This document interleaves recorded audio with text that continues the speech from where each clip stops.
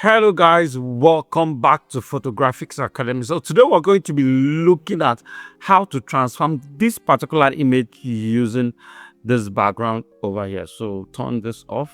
Okay, so we're going to be placing our object on this background, and trust me, it's going to look super amazing. So today we're going to be using the concept of 50% gray to work on this one and see how it turns out to be. So the first thing we need to do is to clean up this background, and to do that I'll just use my rectangular marker tool, make a rough sketch like this, select inverse and fill it up with with content aware, and let's wait for it.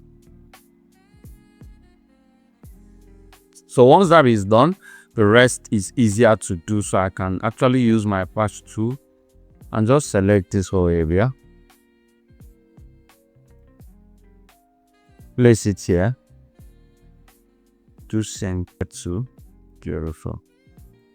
So once I'm done doing that, I'm going to make a separation of my objects from the background.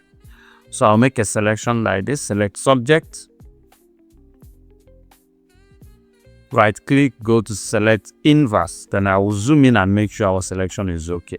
I like the way it's seeing what we have inside here. It makes it easier. Then we can come down here, look at this area is missed. So let's try a magic wand tool and see how that will work.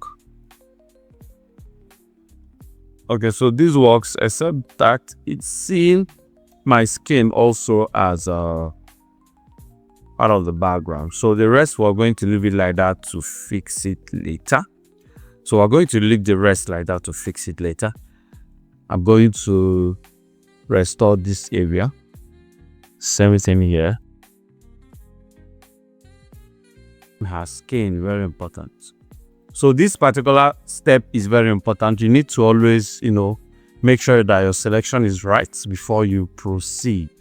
So you don't have to work at the end of the day trying to restore back your skin. So once you are done, make a duplicate of the background, right click, go to layer via cut. So I'm going to smoothen this out to make sure I have a clean background. Then press OK. I can as well decide to darken down the background a bit using my curves, because it's very important it's as close as it can be to a gray. Sorry, very important.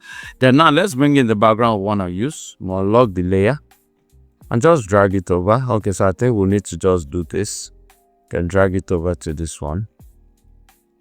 Place it right there and scale it into fits. I think this fits perfectly well. Beautiful. Now the challenge we have with this is that trying to make sure this is looking as good as it can. All right, so the challenge we have with this is that it's looking okay, but she's floating. There is no contact with the floor and all of that. So what do we do? Change the mode to overlay, right? And the moment you do that, you will notice that your shadows just got back. And even if you turn this off and on, you will even see more shadows right there. Now, there are some situations where if you do this, you will still have the original color of the background showing up. Now, the reason we avoided that is that I created a curves adjustment layer here. If I turn this off, you'll notice that we've lost our contrast. And the moment I turn it on, it brings it back. So that is the reason for that curves adjustment layer. Don't forget to always apply that. So come over here, create a mask, pick up your brush, and just restore the shadows even more.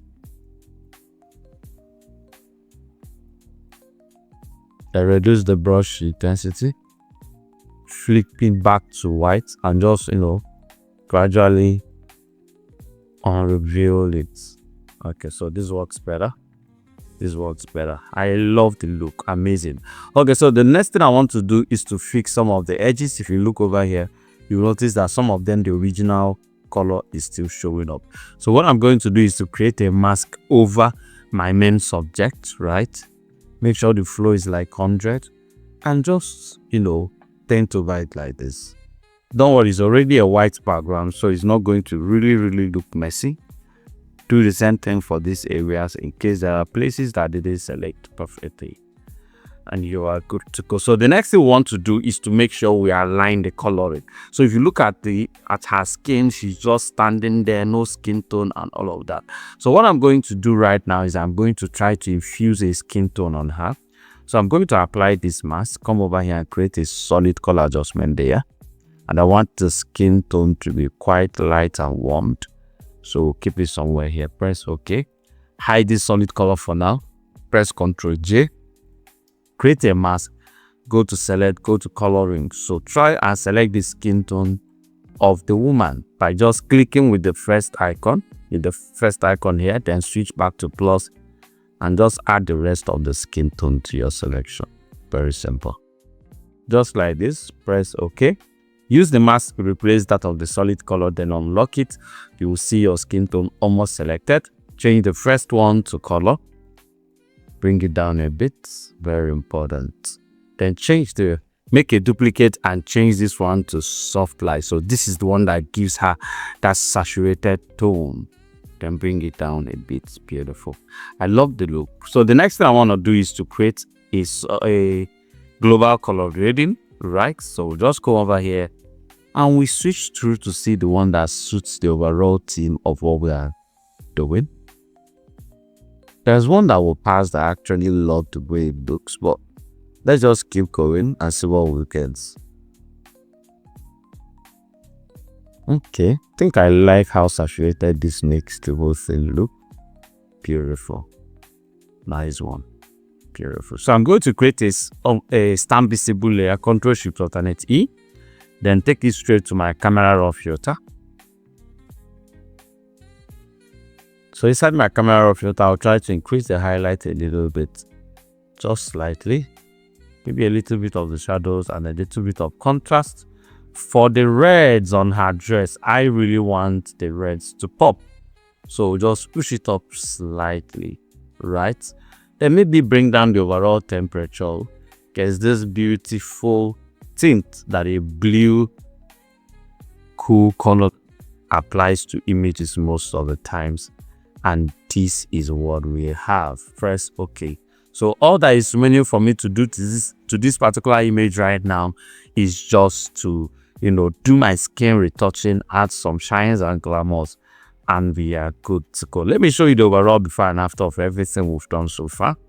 So if we come over here and click here, all right, so this is the original image and this is the aftermath result. So photo manipulation can be very, very easy, and you can do that really, really, really quickly. Thank you so much for watching. Make sure you subscribe to our YouTube channel, and if you subscribe, click on the notification bell before click on the notification bell so that you don't get unnotified every single time we drop a new video, so that each time you see us drop a new video, YouTube is going to tell you, hello guys, so photography just drop a new video, would you like to see it? So make sure you turn that notification bell on. See you on the next one.